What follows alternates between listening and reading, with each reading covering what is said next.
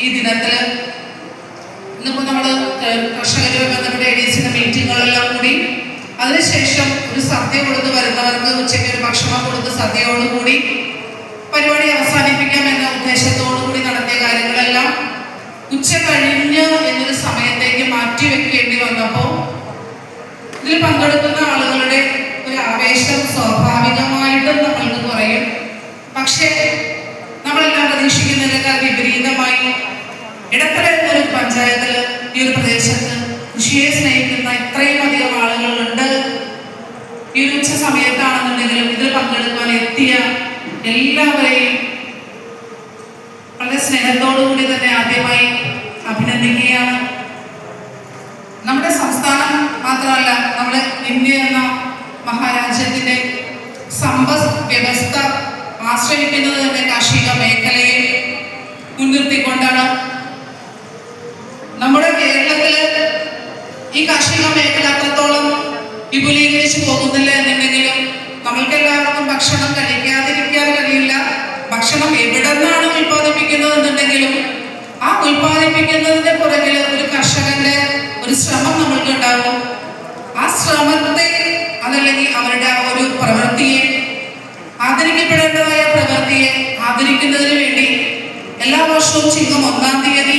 കർഷക ദിനമായി നമ്മൾ ആഘോഷിക്കുമ്പോൾ ഈ അടുത്ത പഞ്ചായത്തിൽ പ്രധാനമായിട്ട് 13 കാറ്റഗറിയിലാണ് അവർക്ക് വേണ്ടിയുള്ള ആദരവ് നമ്മൾ കൊടുക്കുന്നത്. നമ്മുടെ പ്രദേശത്ത് നമ്മൾക്ക് വേണ്ടിയുള്ള ഭക്ഷണം നമ്മൾ ഉൽപ്പാദിപ്പിക്കുന്ന എന്ന ലക്ഷ്യം അല്ലെന്നുണ്ടെങ്കിൽ കർഷകർക്ക് വേണ്ടിയുള്ള അവരുടെ ആവശ്യങ്ങൾ നിറവേറ്റുന്നതിന് വേണ്ടി അതല്ലെങ്കിൽ അവരെ സഹായിക്കുന്നതിന് വേണ്ടി കാർഷിക മേഖലയ്ക്ക് മുഖ്യ പങ്കാളിത്തം കൊടുത്തുകൊണ്ട് അല്ലെങ്കിൽ വേണ്ട പരിഗണനകൾ കൊടുത്തുകൊണ്ട് തന്നെ കാർഷിക പദ്ധതിയിൽ നല്ലൊരു തുക മാറ്റിവെച്ചുകൊണ്ട് മുന്നോട്ട് പോകുന്ന ഈ ഭരണസമിതി, ആ ഭരണസമിതിക്ക് ഒരു പൊൻതൂവൽ എന്ന രീതിയിൽ കൃഷിയെ സ്നേഹിക്കുന്ന അല്ലെങ്കിൽ ജോലിയുടെ ഭാഗമായി മാത്രം ഈ കൃഷിഭവന്റെ പ്രവർത്തനങ്ങൾ കാണാത്ത നമുക്ക് നല്ലൊരു കൃഷി ഓഫീസറെ ലഭിച്ചിട്ടുണ്ട്. കൃഷി ഓഫീസറാണെന്നുണ്ടെങ്കിലും സാധാരണഗതിയിൽ ഒരു ഗവൺമെന്റ് ഉദ്യോഗസ്ഥരൊക്കെ പറയുമ്പോൾ നമ്മുടെ ജോലി, ആ ജോലി രാവിലെ വന്ന് വൈകുന്നേരം കഴിഞ്ഞ് എങ്ങനെയെങ്കിലും 5 മണിക്ക് വീട്ടിൽ പോകണമെന്നൊരു ഉദ്ദേശം വെച്ചുകൊണ്ടൊക്കെ പ്രവർത്തിക്കുമ്പോൾ അതിൽ നല്ല വ്യത്യസ്തമായിട്ട് കൃഷിഭവനുമായി അതല്ലെങ്കിൽ മൃഗാശുപത്രിയിൽ ബന്ധപ്പെട്ടിട്ടുള്ള ജോലി ചെയ്യുന്നവർക്കൊക്കെ അവരുടെ ജോലി എന്ന് പറയുന്നത് 24 മണിക്കൂറും എന്ന രീതിയിലേക്ക് മാറ്റിവെക്കപ്പെടേണ്ടി വരുന്നു. നമ്മുടെ കൃഷി ഓഫീസറാണെന്നുണ്ടെങ്കിലും